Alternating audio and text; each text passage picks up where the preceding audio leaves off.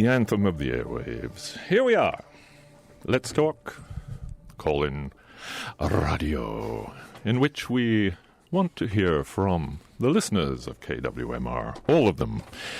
All at the same time. 415-663-8492 or 8317 are the numbers. This show is all about getting to the root causes of things that affect us all. Anyway. And but the most important part are the voices and the collective wisdom of the audience members out there. So give us a call as we talk about... What are we talking about? Racial profiling. In the studio today, Stephen Hurwitz. Hey there. Shelley Rugg is not with us today. She has an art opening, or an art show in Long Beach, of all places. Wonderful.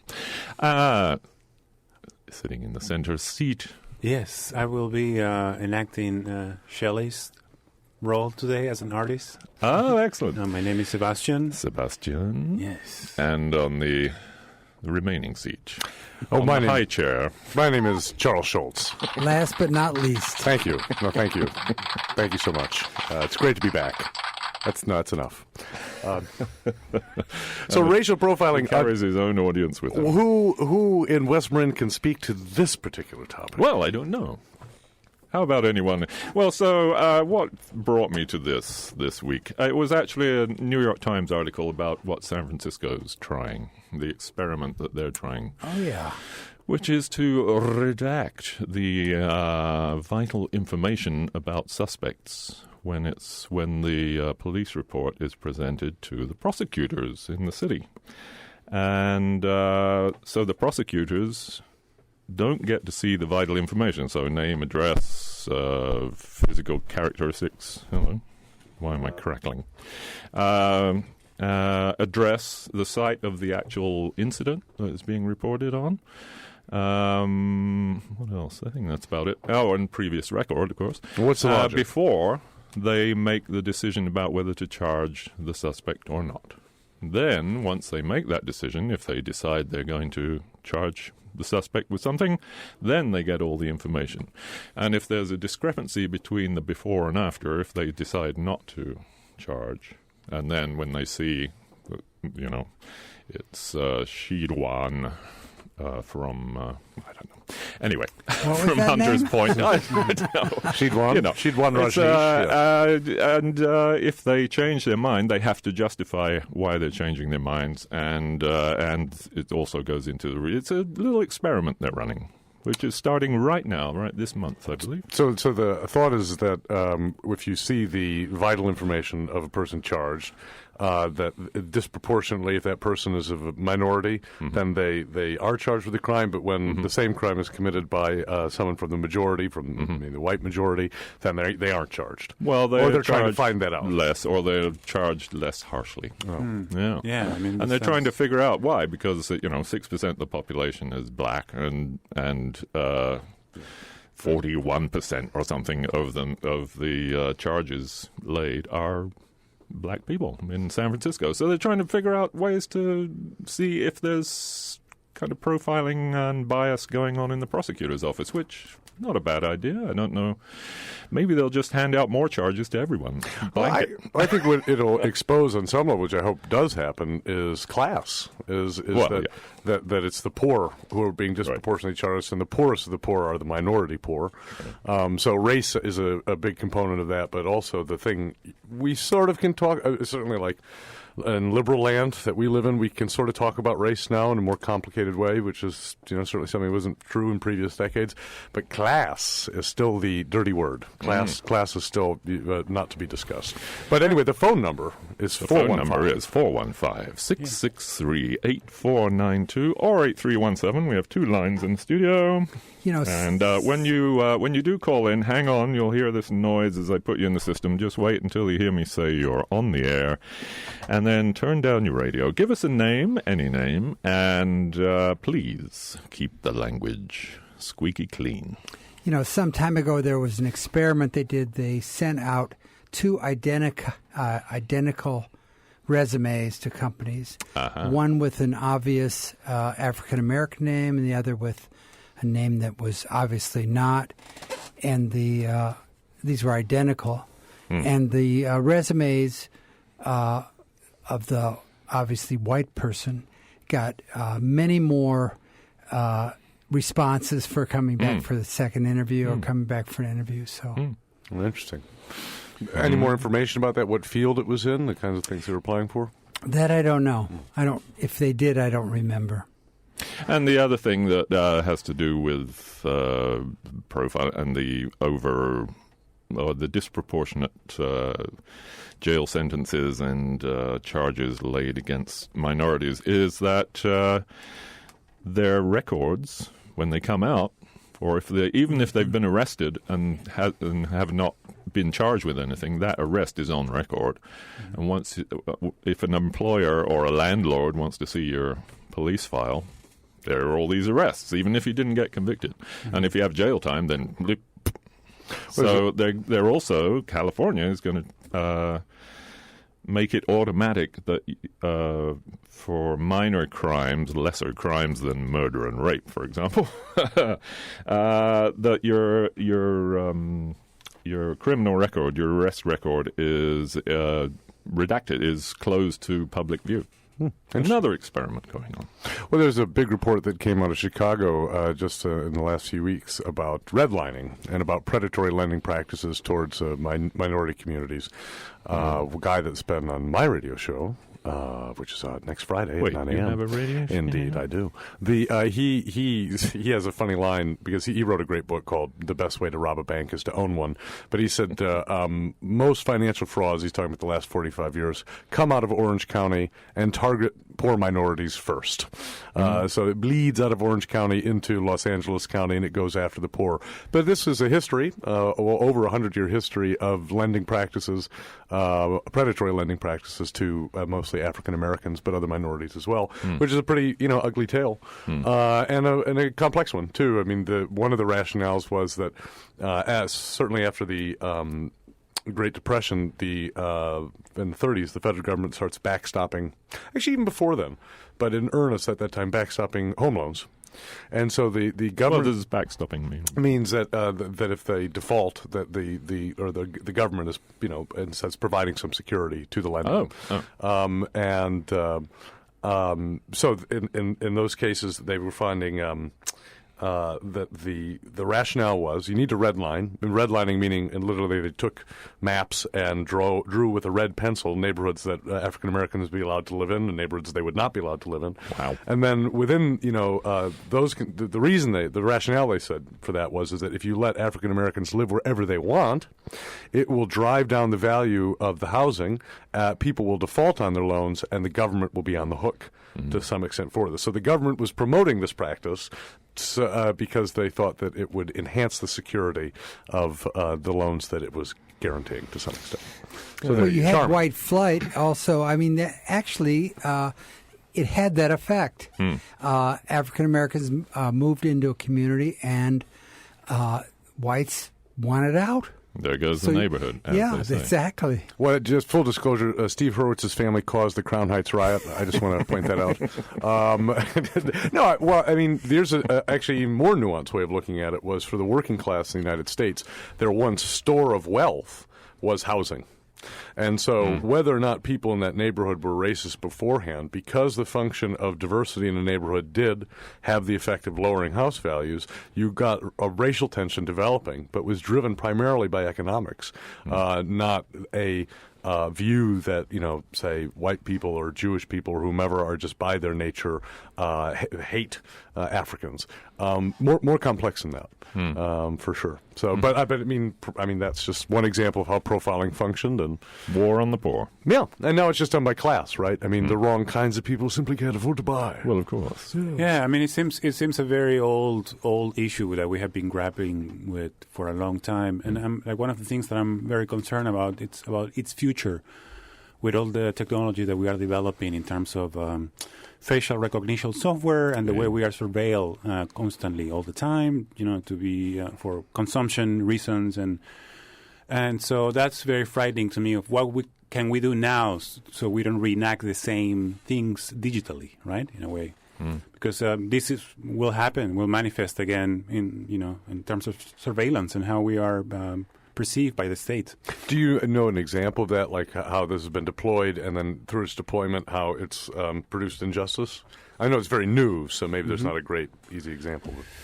Well, I mean, it's happening right now in sort of there are a lot of evolutionary psychologists who are being hired by companies to really understand consumption behavior, consumer behavior. And so it happens very, slowly, very insidiously, at first through consumption, but then it sort of, translates into other bigger issues, I cannot really think of one from the top of my head right now, but, I'm sure there are many cases in which already, surveillance has provided evidence to police, which is certainly can think of a lot of instances for abuse. There's no question about that. Mm-hmm. Mm. Yeah. And if you just program when you've got your cameras going on Fifth Avenue, I don't know, you set up a profile, and if people like that are in this neighborhood, then obviously they're coming to shoplift, and so you alert the security.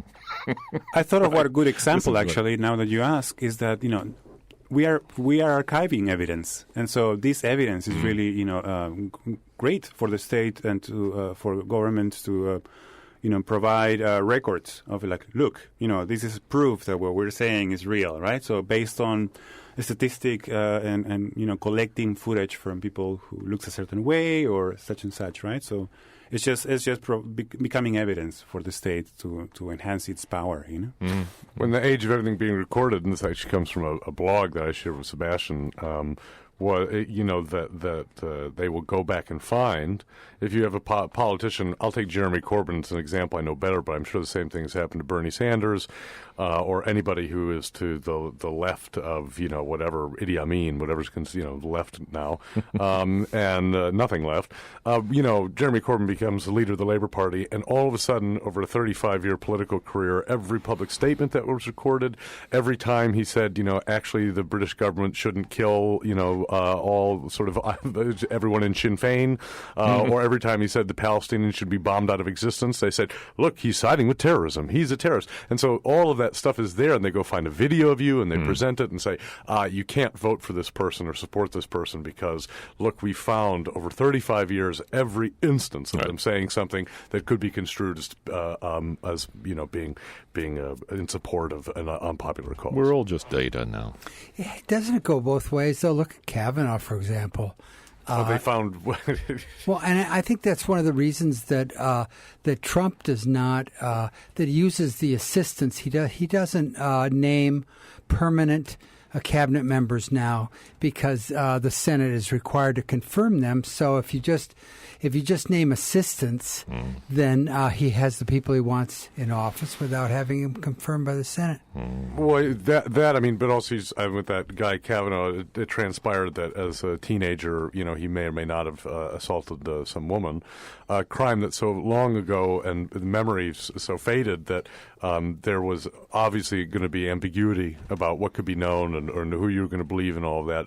And yeah, kind of crazy to go all the instead of making an argument about who this guy is in the present and say we don't want him because of X. The move is always to say, aha, 30 years ago he did this thing. That's he was unpleasant. a college drinker, so high school I think it was even. Yeah.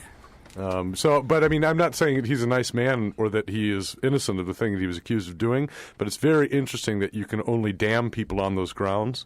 I mean, so for example, this assistant secretary of or acting secretary of defense, and this I did not get the whole story on. He beat his wife beat him back. Good for you, dear. And then his son attacked her with a baseball bat. He did resign. What a fun family. Exactly. If you do that, you do actually have to resign. But nobody says, oh, by the way, the agenda and of blowing up brown people around the world of the Defense Department is morally reprehensible, and that's wrong, and people who support it or advocate it should be out of a job. Nobody would dream of saying that. But if you beat up your wife, then you can. That's an old Cold War thing where there's no such thing as public morality, only private morality. So, your corporation can run the world into the ground, and you're a hero, and actually probably my neighbor. But if you beat your kids, then you're a monster. That's a separate problem from profiling, but call us 415-663-8492. to discuss profiling. Profiling of any kind, let's say. I've been profiled as a white jerk man a lot. Yes. And just because there's a lot of evidence... I have that profile in my pocket, actually. I mean, it's funny, right? Because as soon as we talk about this, ancient issue, profiling is always associated with the eye, right? But there's also, like, let's say, sonic profiling, right? Like, as you... For instance, hear someone's accent, like mine, for instance, you say, like, oh, who is this person from a different country? Oh, he has an accent. I wonder what his background is. And I think, like, now that I think about it, you asking about examples, actually, I didn't want to mention this before because it's very typical. But I once was in France, and, I was actually profiled through a surveillance camera by the French police in a train station. And it was really funny because they associated me with a Maghreb man who from North Africa, who they, according to them, said that he was a pickpocket, right? So they came. I was actually about to go to the bathroom and about to handle my business, and then so to speak. And then these people came and they said, like, please open your suitcase, monsieur, please. And at least I said please. Yeah, nice. and s'il vous plaît, and and then I ended up opening my suitcase and telling them what were the contents of my suitcase. And after that, they said, "Oh, please, sorry, we apologize." At least they were nice. They didn't, corner me in the bathroom. But that was one of the cases in which they based their reasoning on camera footage and see my tiny face as a pixel looking like someone else, right? Right.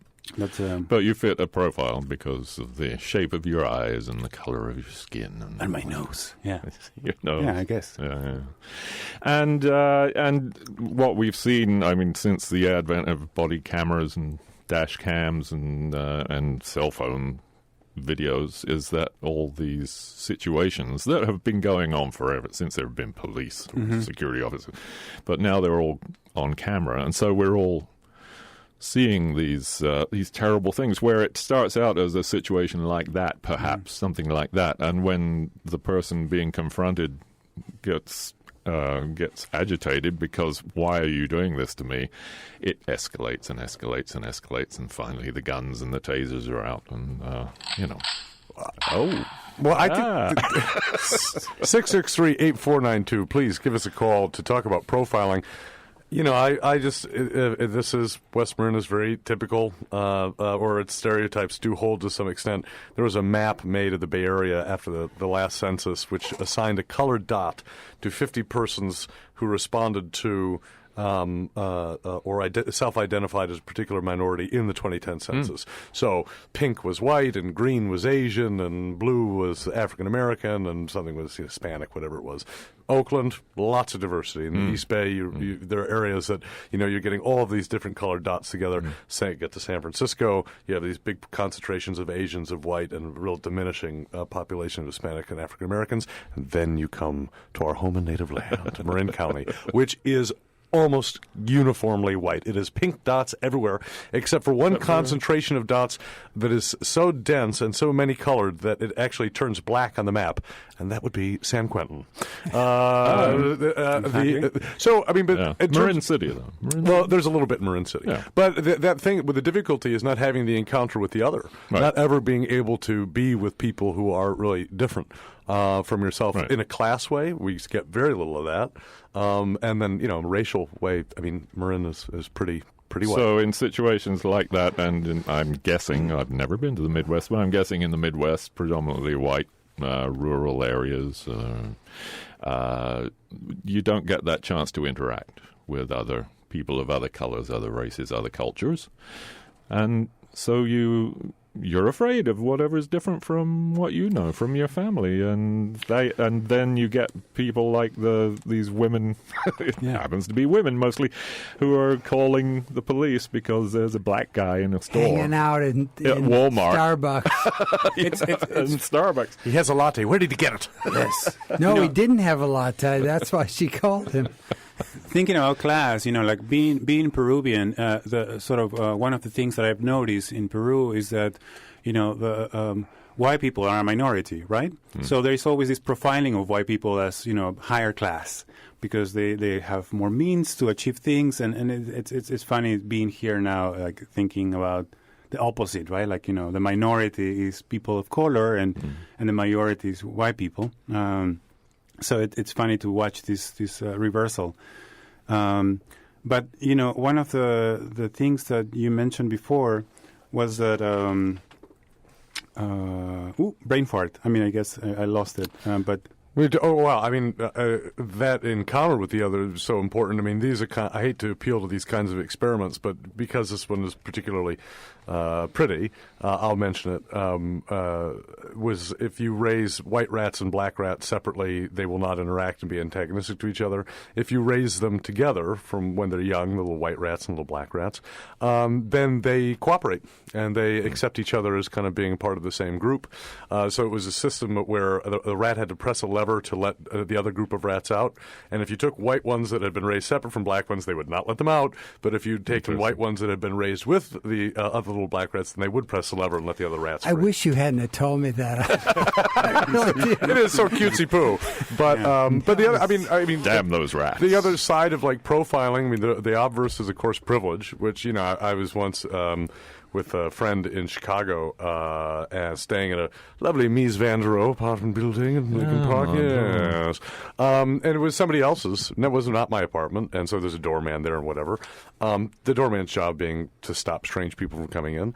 I walk in with my friends. We go sit on the roof and drink beer and look at the cityscape. And I say, "Hey, how you doing, buddy?" And walked right by and went to the elevator. My friend said, that he was supposed to stop you. And it happened to be an African-American man, I should say that.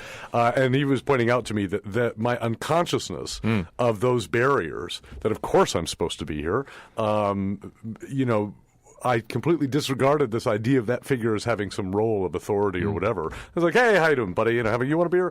And that had not been pointed out to me. White privilege. It's invisible until. But somebody points it out. Like clothing is another way to profile people. Yes, how you're dressed. My impeccable couture, for example, was I'm always classed as a magnate. Now, since you mentioned great proportion. Since you mentioned that, Charles, makes me think that you were in a pretty distressed, emotional. When you went through that door, you were pretty relaxed, right? Hey, buddy. Yeah. And also, I mean, one of the profilings that happens today is through expression. I mean, thanks to the facial recognition. Like, do you have a face of fear? Are you afraid? What are you thinking about? Right? If you seem relaxed, police usually also don't approach you, right? Because your eyes move a certain way, and so or your speech, it's tranquil and relaxed. Yeah, there's a version of that. I mean, we had a fire up on Marshall Petaluma Road, and we had a fellow at one of our local meetings who lives up there and complained that he couldn't get the police to talk to him when they were up there dealing with this fire, the aftermath of the fire. And the one African-American resident of Marshall said, "Oh, just try running from the police. They'll talk to you." So, which was a hilarious joke. But I should say Marshall is actually, I can think of three. The third will go unmentioned because it's such a horrific story, which is we've had two interracial families in Marshall that I'm aware of. But those, the presence of those interracial families and many conversations with both of them about race and their experiencing, but it allows you to have those conversations first, to be convivial and to be friendly with people, and then to be able to open up that kind of conversation. Sure. Caller, you're on the air. Welcome to the show. What's your name, please? Jesse. Hi, Jesse. I haven't been able to listen to all of it, so I don't know if you've gone over this already. But has other kinds of profiling been discussed? We can talk about sexual profiling or... no, this is more like profiling. I'm sorry, could you say that again? Cut out. It's more like hippie profiling. Hippie profiling. Vladimir over at the restaurant in Inverness, the notorious hippie profiler. No, tell us about it.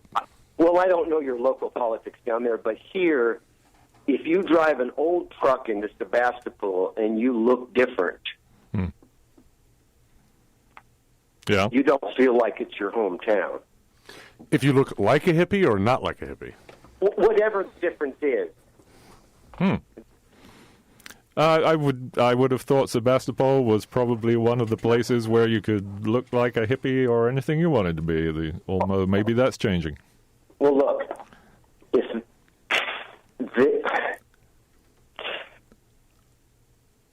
I think that's all I should probably say about it now. But I think you broke up there. Did you have a? I mean, so you're saying the atmosphere in Sebastopol is pretty hostile to difference? No, I'm not. It's a great town. I love it. But if I drive into town in my old truck, yeah, I inevitably get pulled over. Really? Really? Well, they don't want. Interesting. But if I drive a Prius, I'm invisible. Well, I mean, I have something to say about that, actually. You know, I mean, one of the things that we could think about is the fact that, you know, it's about to be trimming season for the weed growers, right? Those days are over up here. Oh, I see. But, you know, in other areas. And so, you know, police usually, you know, associate certain types of cars that go to certain terrain. No, it's not that. It's, you know, the counterculture has been under severe attack in Sonoma County for 40 years with helicopters and tanks coming into intentional villages and mowing everybody's houses down. You know the history of all that, right? Yeah, I'm not that very familiar. I mean, I know a little bit, but, you know, I guess... it had nothing to do with ganja growing. It was about how you wanted to live. We were trying to live simply in the country, you know, and it certainly didn't turn out to be simple at all. Do you remember Class K building permits and the struggle around Willits? My God, I got totally screwed by that whole thing. Well, the inventor of Class K building permits is here in West Marin. Oh, I know it. He signed off to me personally, Tim did, that my house was great. But when the county came in, it didn't exist. So Class K wasn't able to save your dwelling? Oh, my God. It didn't save hardly any dwellings in Sonoma County. In Mendocino, it's taken root. And it's one of the great things about Mendocino County. Well, there is still that community to the east of Willits, right? I mean, there's still some little, holdouts. I don't really know about that. But you say it's a kind of classing. I got to tell you, somebody lent me their profiling. Yeah, well, somebody lent me their late model Hunter Green Subaru for the day. You could do a drive-by in that thing. That is just the police would help you. They would that driving one of those is amazing. There's other kinds of profiling too. I mean, there's Jewish profiling. I think that might fall under one of the categories I might get profiled for. Can you give us an example of how you've been profiled as a Jew? Well, it saved me a couple of times too, but I'm not saying that. But I look different. Whether to a young police lieutenant in Sebastopol, I don't look like an all-American boy. Interesting. That's interesting. I don't know, but traditionally, back, say, 50, 60 years ago, lots of the cops in Petaluma were Mormons, and they were particularly unforgiving of people who might just have a small drink or maybe a rhesus negative Bloody Mary and get them on the wheel. Yeah. There's an old Jewish community in Petaluma that have stories to tell that, I mean, they dealt with the whole thing. I can imagine.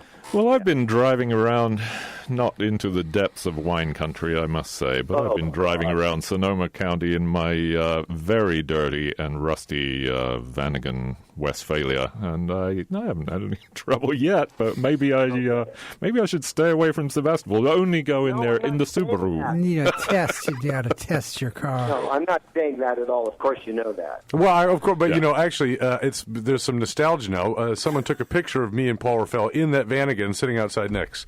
Could you just stay right there and we'll take a picture of you two? So there you go. I know. We represented, I don't know how. Something. Yes. Well, thank you, caller. Thank you so much. I had a question in terms of the show. Like, how does one suggest a topic? Oh, that's a good question. May I suggest one? Please. Yes. I think the topic of elder care would be really helpful. Okay. And I think I heard that one of your colleagues also was doing elder care, and I'm involved in it, and it's something that many of us are doing, and it's really complicated material. Yeah. No, that's a great idea. Okay, good. Thank you, Yeah. Jessica. Thanks a lot. Cheers. Yeah, well, Great call. You're listening to KWMR, and the number is 415-663-8492. Call. And it's 90.5 in Point Reyes Station, 89.9 in Bolinas, and 92.3 in San Geronimo Valley. But you know all that already if you're listening. So, we have a hang-on caller. Yes, caller, I'm putting you in the system, but just hang on. I have to do the business. Support for KWMR is provided by Bow Gas, a locally owned and operated non-profit gas station in downtown Bolinas. Open 24 hours a day with ATM or credit card. Bow Gas benefits the Bolinas Community Land Trust, which provides affordable housing in West Marin. Bow Gas, community energy that's good for the community. On the web at bolinaslandtrust.org. And we're also supported by the Point Reyes Farmers Market, Saturdays in downtown Point Reyes Station at Toby's Feed Barn from 9 to 1 p.m., starting on Saturday, June 29th. Offering 100% organic produce, baked goods, artisan cheese, as well as prepared foods, live music, and an interactive kids zone. More information at pointreyesfarmersmarket.org. And we're supported by listeners, of course, and by the Rotary of West Marin, a leadership organization supporting community projects locally and globally in support of a world where people unite to create change. Guests are welcome to meetings 8 a.m. on Wednesdays next to the Rotary Peace Garden in downtown Point Reyes Station. Online at westmarinrotary.org. And this is Let's Talk Call-in radio. Let's talk to our listener. Hi, listener, you're on the air. What's your name, please? My name's Laura. Laura, welcome. Hello, Laura. hey. This is my first time calling in. Fabulous. Thank you so much. And I'm really excited. Oh, good. But anyways, Yeah. I'm calling, of course, to represent the gender section of this talk. Very good. And I'm calling because I have a lot of guilt for being the only girl out of 4 children. And I was equally as bad as my brothers growing up and committing various acts of vandalism in junior high and high school. Well, In cahoots with the brothers. But I was the only one who went fairly unpunished. Like, I would get yelled at. I would get disdain from my mother, but my brothers are the ones who had to deal with the whole legal system. And they were seen as the instigators. And I just kind of smiled and let it happen because I knew how to work yeah. the innocent card back then. Very good. You know, I'm a little older now, and I'm feeling like I owe my brothers an apology. No, good Apology heavens. accepted. There you go. Well, you could read that another way, which is that you're not considered a responsible actor, so your activity doesn't even rise to the level of being punishable because You're just a girl. Because you're just a girl. So might be a sort of negative reading in terms of your treatment there. If you were considered a potentially important person, well, then you would be someone who is subject to punishment. You know, since you're a girl, no, you're not a girl, you're a woman, I'm sure. Do you have protective profiling? I would imagine women. Oh, all the time. Yeah, I would imagine this is something that women. What is protective profiling? Well, I just when you're walking through a parking lot at night. Oh, right. And you see people, and you have to make a decision to profile that person at that instance. I think. Oh, you mean, yes. Yeah. Well, Oh, you mean I'm profiling people as I'm walking at night. Is that what you're saying? Yeah, as a protective. I mean, profiling isn't necessarily all evil. I think we profile as a method of protection as well. Well, now you're getting into the sort of gray area, right? Which is that if you have a sort of permanent underclass of African Americans who are sort of marginalized in society and very poor, you're going to get more crime. And so it becomes sort of self-fulfilling that... But everyday life for women is to be vigilant at all times, and no doubt in your mind you're profiling as you go. But you see, I feel I'm being profiled right now. Because absolutely. Another aspect of this is that I actually feel very strong and sure of myself walking alone at night, and I always have, and I've lived in some pretty rough hoods from, and an instigator. This is your criminal past catching up with you. Yeah. So did you engage in that kind of profiling when you were living in a rough neighborhood? Not really, because I learned that is something that came from growing up in the suburbs and being in a culture that is full of that kind of profiling, like peers and family members and community members around me would tell me, things like, don't go to Mexico, you'll get in trouble down there, like, it's dangerous. Murderers and rapists. I have to say that I've spoken to a lot of women who are very cautious and do make decisions as to what they do based on a defense mechanism. Well, people do get mugged. They do get raped all the time. So. Yes. Yes, and it has happened in my experience before, but in a circumstance where I wasn't expecting it. And in the ones where I might have been taught to profile, nothing, often actually I have very lovely experiences with my neighbors. And so our judgment isn't always sound. It's kind of, it's always opposite what you might expect, I think. I can think of an example once that, let's say I went to military school, and during those years, I was afraid of being bullied by other men. So I had to pretend that I was slightly off, right? So I will just have twitch my head or, like hit the table and try to perform that I was, suddenly angry. So people will think like, oh, this guy is a little bit off. Let's not mess with him. Do you find yourself doing the same thing in situations in which you have to pretend that you're tough as you're walking in neighborhoods that are, make you afraid of? Or have you been doing that before in the past? Actually, yes. This is a tactic I used when living in downtown LA before it was gentrified. And I lived in the cold storage district, so I'd have to walk through Skid Row and some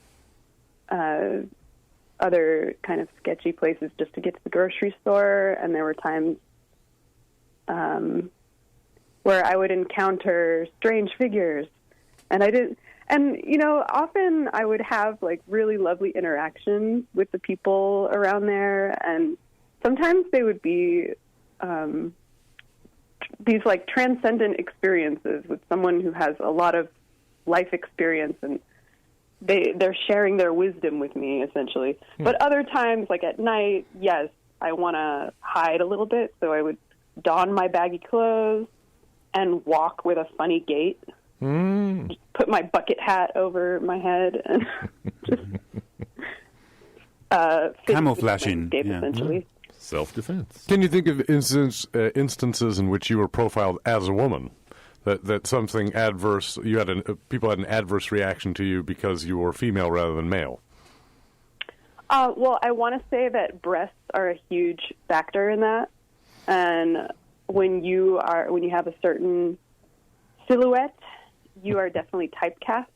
I had like a really big upset in junior high school where I wanted to play Blousey, the main character in Bugsy Malone.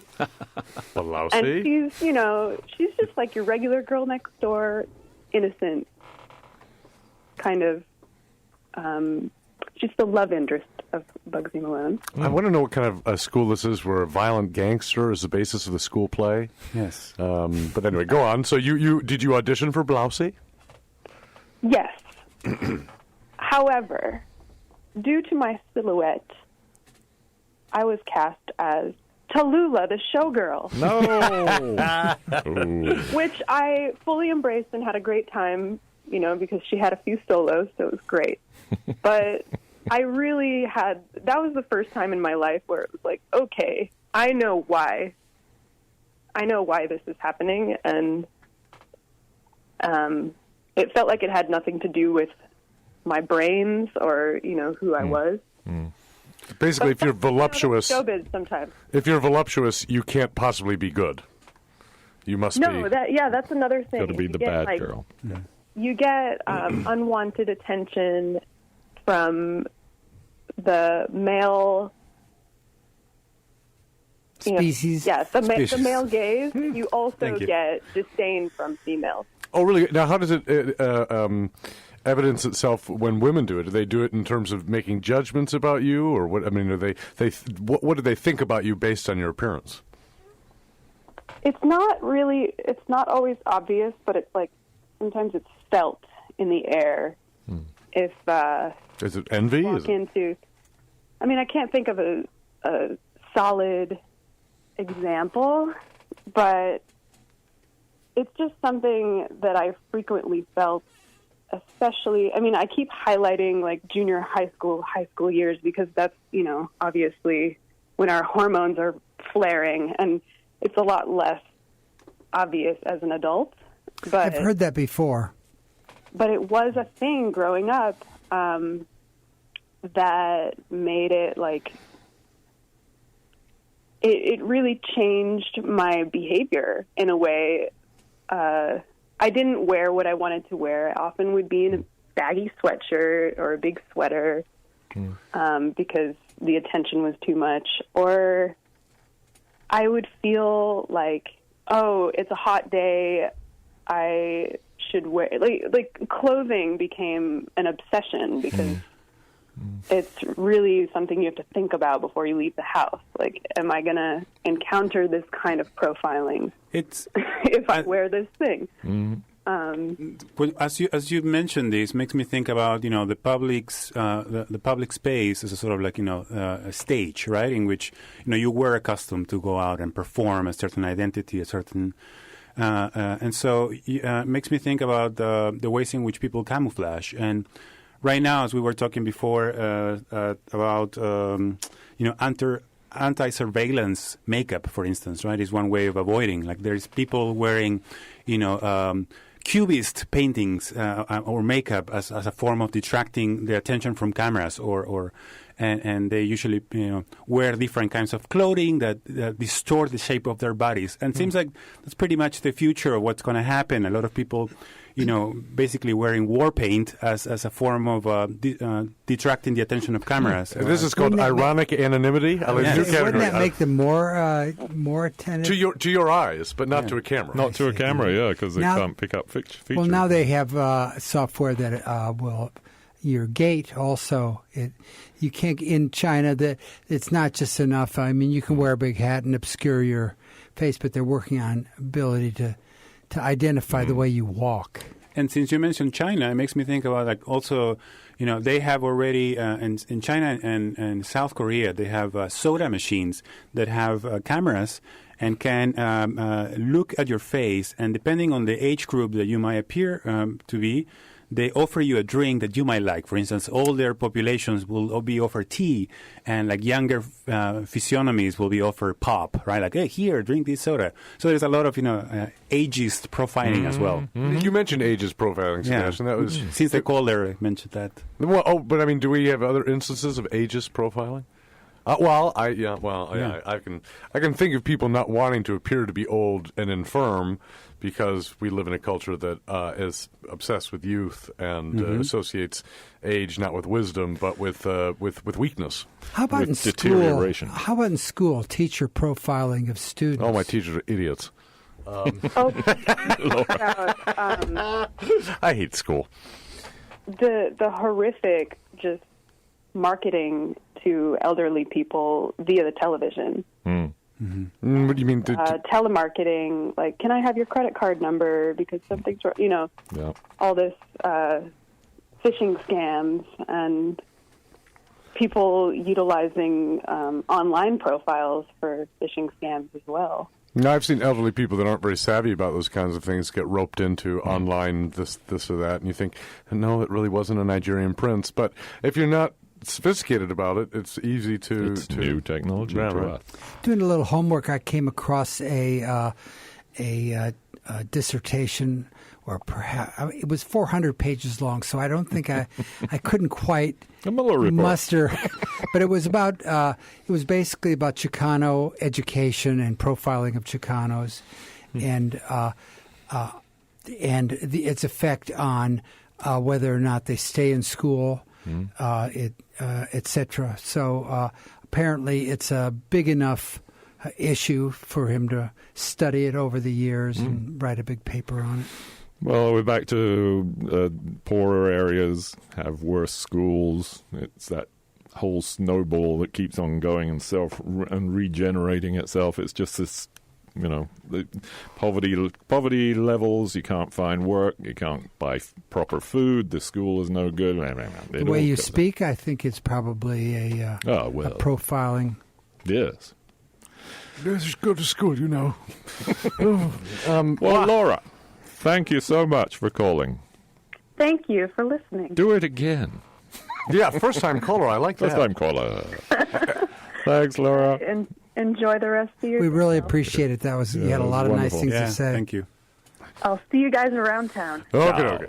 So the number is 415-663-8492. If you want to give us a call, we have about 10 minutes, and we'd love to hear more because they've been our two calls both have been unique experiences and things that did not first come to mind. Yes, call us with your experience of what you might call profiling. I like to think that as I'm older, people started to call me sir. Oh yeah, I was telling them, don't call. Who are you calling sir? Well, I know that has connotations of me being a gentleman. Yeah, exactly. That's one of the things, I think there is this within... I refuse. No need to worry about that. Within ageist profiling, there is a sort of a cognitive bias, right? Like usually you're like thought like, oh, this person is either wise or is either losing its memory or his memory, right? And so there is a way of like, they might, it's not worth mentioning certain things, or because they're out of pop culture, or like, the way young people profile older people and the way older people profile younger people, right? In a way. Oh, yeah. I do. I mean, I certainly do that with people my age or younger. I tend to assume that they just know nothing and just look at their phones and are, basically. I think you look at everybody that way. That's not true. That's not true. That's why, to me, surrounded by ninnies. I've always loved being with older people my whole life because they knew things. You can ask them questions, and they have these experiences. People who are younger, well, there isn't so much premium placed upon knowledge anymore. I think maybe it's the Wikipediaization of everything. You don't need to know anything because you can look it all up. But that affects memory, too. And so people, I don't think, remember in the same ways. But we have, thank the Lord. Another caller. Hi, caller, you're on the air. What's your name, please? Hi, guys. It's MK. MK. Hey, my darling. How are you? How are you, Charles? Wonderful to have you around. Absolutely. When I was 62, which is some time ago, I went to be a woofer in Hawaii. A woofer? And I hung out on a farm with kids who were woofers as well. And we did everything together. I was 62. They were 18, 25, whatever age they were, young. And I felt never any ageism, never anything except as part of a crew, and we got stoned in the evening and we drew murals and we had a wonderful time. And then when I came back to Seattle, I suddenly was old. It was really interesting. I remember one of my daughter's friends said she was going to go take a pottery class of some sort or something. I said, "Oh, well, gosh, maybe I'll do that with you." And she looked at me like I'd grown another head, and it just was not going to happen. You know, that I was not in a group that could be, I don't know, trusted or embraced or learn anything from, and so on and so forth. So that was sad. And another thing I was thinking of with this, I don't know, you guys are men, so you may not watch Grace and Frankie, which is a show with Lily Tomlin and Jane Fonda. I have. And their big deal was selling vibrators to older women. And I think that's one of the great marketplaces, because just because you have white hair and are older doesn't mean you're dead. And a lot of older people have great sex lives. Yes, we do. Yeah, but what did Lily Tomlin do to her face? I mean, come on now. Yes. Age with grace there, Lily. If you're wise enough to use your vibrator, wise enough not to let the butchers at your face there in West Hollywood. You should have used a vibrator on her face. Exactly. That would help. That would maybe bring some of the swelling down. Toning the skin. Yeah, it's an interesting thing. And Paul, you probably aren't going to get profiled, and I'm not trying to get points or anything, but because of the way you present yourself. Oh. You present yourself in a cheerful way, and you're wonderful to look at, and you wear rumpled linen shirts, which are so chic right now, and so I don't think you should expect anything like that. My darling, let us marry. Yes, indeed. Take them off our hands here, MK. Charles, just take care of yourself, and you will still turn into something like this too. Steve, you're doing fine. Well, I see. And I love listening to you. Well, thank you so much, MK. Thank you, MK. Thanks for calling. Yeah, so, it's alive and well, and I've sort of learned here to fade into the background and do what I'm going to do and not expect too much. Every once in a while I run into a young person who is fascinated by somebody who's older than they are and might indeed have something to share. Well, I think it's worth. Well, MK, I think it's hard. One, I love the older my elders in general here in West Marin. A lot of really fabulous older women who have so many interesting experiences, or the scholarship they engage in, this, that, and the other thing. And people, maybe particularly young women out here, don't engage with them. And I think maybe there's so much fear around aging. The youth is so prized that people are somewhat afraid to seek out friends that are older. Or, I don't know what it is. It's like we're all going to get there with any luck. To become older, and I think that many older people are really, really beautiful, and have so much character and have so much humor that it's built into their faces. But the kids are thinking about themselves. Well, one of my favorite older women is 96, and she's still in the old Petaluma Hospital. It's now a rest home. And I would love to give you some of her quotes, but she has one of the filthiest smiles I've ever heard at 96 years old. Yeah, that's great. It is. Oh, when I met her, I was just bowled over. I took Paul with me to see her. I was like, you got to meet this gal. And like I say, almost nothing can be repeated. But a really amazing artist, an amazing writer, amazing woman. Yeah, well, yeah. You just have to give them a chance, because after a while, you sort of learn not to open your mouth, because who needs to waste their energy when you're going to get put down, and you can sort of tell. After all, just sort of smile and nod and wish them good luck if they're going to need it. Anyway, that's my 2 cents worth. So we become a very competitive and a defensive culture, and everything is a kind of zero-sum game. So you have very few open-ended conversations where you throw something out and another person says, "Well, maybe not, maybe this." I encounter lots of defensiveness, as though there was something to be won, as though that's really interesting. I have to think about that. We don't have much time to think about. Yeah, but I'd like to throw one thing out there. Thank you for calling. I don't think we can avoid it. I think it's just something that we all do in different ways, and I just think it's it's built into our brains. I think we can change. Humans have biases, but our ideas are about other people do modulate. Again, if you get to know somebody from a different group, and I grew up in Flint, Michigan. That was a very strongly segregated place. So even though there was the presence of, and I even went to school with, I was the minority at my elementary school. there wasn't much mixing in those communities.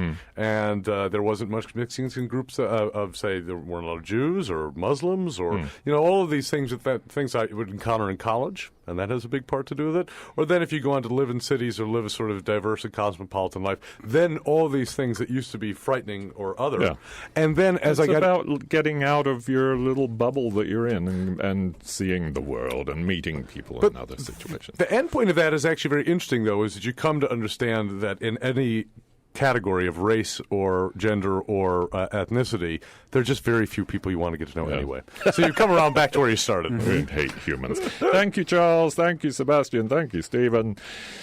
And thank you to our listeners, and especially to our callers. KWMR does not take a stand on any of the issues discussed on Let's Talk. Opinions expressed on this program are those of the hosts and callers and don't necessarily reflect the views of KWMR, its board of directors, underwriters, or members. We'll be back next week with another show. Thanks.